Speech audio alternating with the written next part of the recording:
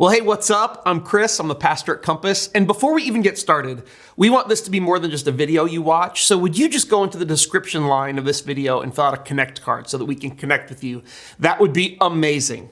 And after you do that, I want to do this. I want to describe for you a scenario that has played out in my home numerous times over the years, particularly when my kids were a lot younger than they are now. Now, this is one that you may be familiar with if you're a parent.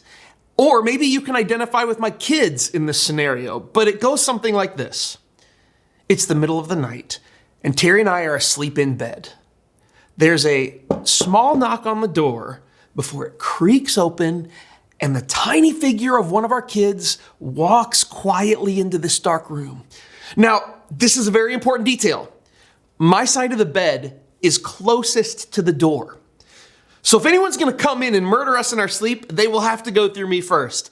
But it also means that I am easily the most accessible parent to a child in the middle of the night. But this creeping night child does not come to me.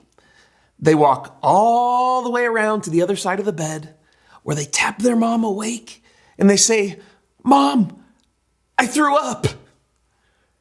Now, it's altogether possible that they came to me first, and in a haze of sleep, I told them, "Go tell your mom." It's unlikely that I ever did that, though. Unlikely as it is, I will acknowledge that it's possible. But in any event, when my kids were sick, they always went to their mom. And maybe it's like that in your family. There's one parent who kids go to when they're sick, when they throw up, poop their pants, or need help in the bathroom. And it could just as easily be dad as it is mom, because gender is not relevant. What's relevant is that our kids typically go to the parent who is best equipped to help them with their problem. Terry is just better at caring for our kids when they're sick. Now, if anyone heard a weird noise in the house in the middle of the night, they would come and wake me up because I will grab my baseball bat and I'll stalk through the house looking for intruders. But they know that mom is not the person for that job, because in my house, I'm the authority on baseball bats and intruders, and Terry is the authority on caring for sick kids. And the word authority is really key here, because when we do need help with something, we tend to go to the person who has authority in that area. So, when my car breaks down, I go to a mechanic, not a carpenter, because a mechanic has more authority on vehicles. When my house needs repairs, I go to a contractor, not a music teacher. And it's not that any of those other people can't help. It's just that they don't have the type of authority to help in the way that I need. But I also know this about authority. Authority is not something that people just blindly accept. If COVID has taught us anything, it's that having training and expertise in a field does not guarantee that people will accept your authority in that field. At heart, whether it's a lot or little, we all have authority issues. For example, if someone came out and said, "I'm a doctor, and in my research, I've discovered that if you eat 10 live spiders every day, you will be immune to cancer," most people would not just accept that. They would need some proof. They would need some proof of his authority on that issue. And on the low end of the authority issue scale, maybe people would just need to see his medical credentials, and that would be enough to eat some spiders. And maybe on the high end of the authority issue scale, there would be people who would need to see his results tested by other doctors and written up in a journal, and they would need to see definitive clinical trials where it actually worked on a large sampling of people. But the thing is, no matter where you might fall on that scale or in between, we all require a measure of proof before we accept someone's authority, particularly when it comes to eating spiders. And there's a tug of war that exists between us wanting someone who has authority to help us with our problems and needing that person to prove their authority to us before we let them help us with our problems. And it's in that tug of war that we find ourselves in the Gospel of Matthew. Now, Matthew wrote this biography of Jesus in his gospel, a collection of Jesus' teachings and life stories. And he wrote them in order to prove that Jesus was the Jewish Messiah sent by God to save the world. But for background, it's important to know this. Matthew wrote his gospel for a first century Jewish audience. His goal was to convince the religious Jewish people of his day that Jesus was the Messiah that they had been looking for.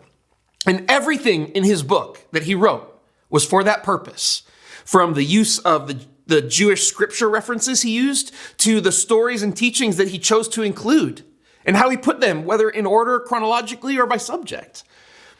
You see, the Jewish audience that Matthew is writing for were very familiar with that authority tug of war we talked about. They were waiting for the Jewish Messiah who they believed would come and free them from the Roman occupation of their homeland and then reestablish Israel as a powerful nation. And so they were looking for the person with the authority to make that happen. But at the same time, there had been lots of guys who had popped up claiming to be the Messiah. And people would get excited about those guys and follow them for a while until those guys were either killed by Rome or they ended up just not being the real deal. And some of these guys, these fake messiahs, even built up small armies and they fought against Rome for years before it all collapsed. And the Jewish people, not wanting to get burned again, they wanted someone with authority, but they wanted proof from anyone who could potentially be the Messiah that he actually had the authority to lead them. Basically, the people wanted proof of authority, and they lived in this authority tug of war. And proof of authority is what's on Matthew's mind as he documented the stories that we are going to find in Matthew chapters 8 and 9. Now, Matthew spent the first 7 chapters of his gospel introducing us to Jesus and introducing us to the heart of Jesus' teachings in the Sermon on the Mount. And now, Matthew is saying to his Jewish audience, he's saying, I have presented the Messiah to you, and now here's the proof. And to do that, Matthew gathered the stories of 9 miracles that Jesus performed into a collection. Now, we actually already looked at 3 of them in our Outsiders message series. And if you missed Outsiders, you really should check that out online. I would really encourage you to go do that. But we're going to begin today with a big miracle that Jesus did in Matthew 8:23 through 25. And this is what Matthew writes. Then Jesus got into the boat and started across the lake with his disciples. Suddenly, a fierce storm struck the lake, with waves breaking into the boat. But Jesus was sleeping. So the disciples went down and woke him up, shouting, Lord, save us! We're going to drown! So the disciples find themselves in this difficult, impossible situation. They're out at sea, caught in a storm, and their boat is taking on water because the waves are so high. Now, bear in mind that 4 of these guys were fishermen who made their living on the water. So I imagine if they were panicking, this storm was a big deal. And I don't know what I would do in this situation. I mean, what do you do when there's nothing you can do? I mean, they were just powerless. And then I see something familiar in this story. Just like my kids who got sick in the middle of the night and don't know what to do, the disciples wake up the only person that they think has the authority to help. Now, before we go on, there's a couple things here as far as background. Okay, the disciples have already seen Jesus do the miraculous by healing people, like a lot of people. They know that Jesus can do incredible things. But controlling the weather is a whole other matter. I mean, there were other religious leaders who healed people, or at least they claimed to heal people, just like there are people who do that today. But to the ancient Jewish mind, weather and controlling it, that was God's domain. I mean, for example, look at what's written in Psalm 89, 8 through 9. O Lord God of heaven's armies, where is there anyone as mighty as you, O Lord? You are entirely faithful. You rule the oceans. You subdue their storm-tossed waves. God, in the ancient Jewish mind, ruled the oceans and the waves. And look at Psalm 65, 6 through 7. You formed the mountains by your power and armed yourself with mighty strength. You quieted the raging oceans with their pounding waves. In the ancient Jewish mind, God is the creator of the earth, of all creation. And only his power and strength can control it. Only his. In the ancient Jewish mind, creation, the oceans, weather, these are all under God's dominion. And only his power could subdue it all. And while we have stories in the Jewish scriptures that document miracles where nature and the weather were changed, it was always God's doing at the request of his people. There was never a case where his people claimed the power or authority to do it themselves, because that would be impossible, because only God can control the weather. Also, in addition to that fact that they thought only God could control the weather, in the ancient Jewish mind, the Messiah was God's chosen, but he was a man, not a God. And while the Messiah may be the greatest Israelite to live since Moses, they believed he was a person that God would use, not God himself. So, knowing all that, look at what happens after the disciples wake Jesus up. Jesus responded, "Why are you afraid? You have so little faith." Then he got up and rebuked the wind and waves, and suddenly there was a great calm. The disciples were amazed. "Who is this man?" they asked. "Even the winds and waves obey him." So, like a dad with a baseball bat whose kids woke him up in the middle of the night because they heard a noise, Jesus wakes up and he's like, "Don't worry. I know this seems like a really big deal to you, but I've got this." And then Jesus gets up and he yells at the storm to just knock it off. And it did. Now remember, only God is powerful enough to control creation and weather. And notice what Jesus didn't do. He didn't get up and pray. He didn't ask his Father to please take care of things. He just said, "Quit it." And this is what Matthew would have us understand from the story. It's that Jesus has authority over everything. He has authority over the sicknesses he healed. He has authority over the demons he cast out. And he has authority over things that only God has authority over. See, Matthew is presenting his proof to a first century Jewish audience that Jesus is the Messiah and more. But a modern audience like us can apply the story this way: that Jesus is the first person to wake up when we need help.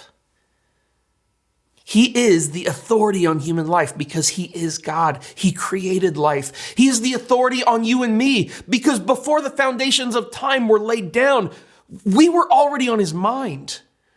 When you need someone with the authority to help you, to teach you, or to lead you or guide you through life, Jesus is the authority. And we're months away from getting through the book of Matthew as we work our way through to its concluding chapters at least. But I'm going to give you a spoiler alert, okay? Jesus said this at the end of Matthew. In Matthew 28:18, Jesus came and told his disciples, "I have been given all authority in heaven and on earth." What Matthew was rolling out for people at the very beginning of his narrative, Jesus came right out and said at the end of Matthew's narrative. He is the ultimate authority. You can trust him. You can believe him. You can turn to him.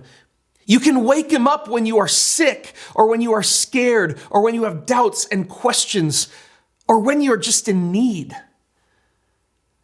And we know that the disciples, they were amazed when Jesus calmed the storm because they were like, "Whoa, who is this dude? I mean, we already thought he was the Messiah, but the weather, this is next level stuff." And maybe they were aware of an echo of what had just happened to them in a psalm that was written more than 400 years before Jesus and his disciples found themselves on that boat in that storm. In Psalm 107, 23 through 29, it says, "Some went off to sea in ships, plying the trade routes of the world, and they too observed the Lord's power in action, his impressive works on the deepest seas. He spoke, and the winds rose, stirring up the waves. Their ships were tossed to the heavens and plunged again to the depths. The sailors cringed in terror. They reeled and staggered like drunkards and were at their wits' end. Lord, help, they cried in their trouble, and he saved them from their distress. He calmed the storm to a whisper and stilled the waves." The God who that was about 400 years before is the Jesus we see in Matthew. And at the end of the day, I think we probably need to conclude that the purpose of Jesus' miracles was more than just to prevent his followers from going through hard times. I mean, he did save his disciples from being shipwrecked, but the Apostle Paul was brutally shipwrecked decades later, and he wasn't saved from it. See, Matthew isn't pointing to Jesus' authority in order to say that every bad situation we're in will have a supernatural and miraculous solution. Rather, he just wants to show us who Jesus is.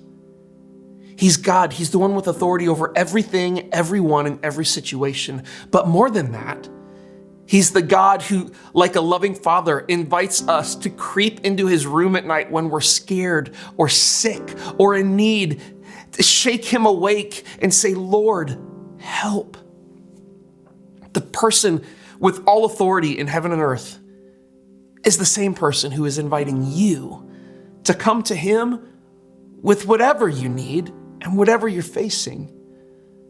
The person with authority over everything is inviting you to ask him for help anytime. He's inviting you to love him and to be loved by him, because Jesus is the first person that we should wake up when we need help. So today, whether you're in a storm that seems hopeless or facing down a mountain, or whether you're looking for the person with the authority to help you, or maybe you're just looking for the proof that you can trust the authority that they claim to have, the person you're looking for is Jesus. It always was him, and it will always be him. And with him, I invite you to say yes and step into relationship with him, to step under his authority by putting your faith and trust in him. And I know that his disciples would say that if you do, you will not regret it. And finally, if you're in a storm today and you need prayer, or if today you're ready to say yes to taking the first step in following Jesus, please fill out the connection card at the link posted in the notes, in the description notes of this video. We want to connect with you beyond just sharing this video. So please fill that out so that we can help you take whatever next steps are ahead of you. And whether those next steps are getting some prayer, getting guidance in following Jesus, or joining a group, we are here for you. I can't wait to see you next time.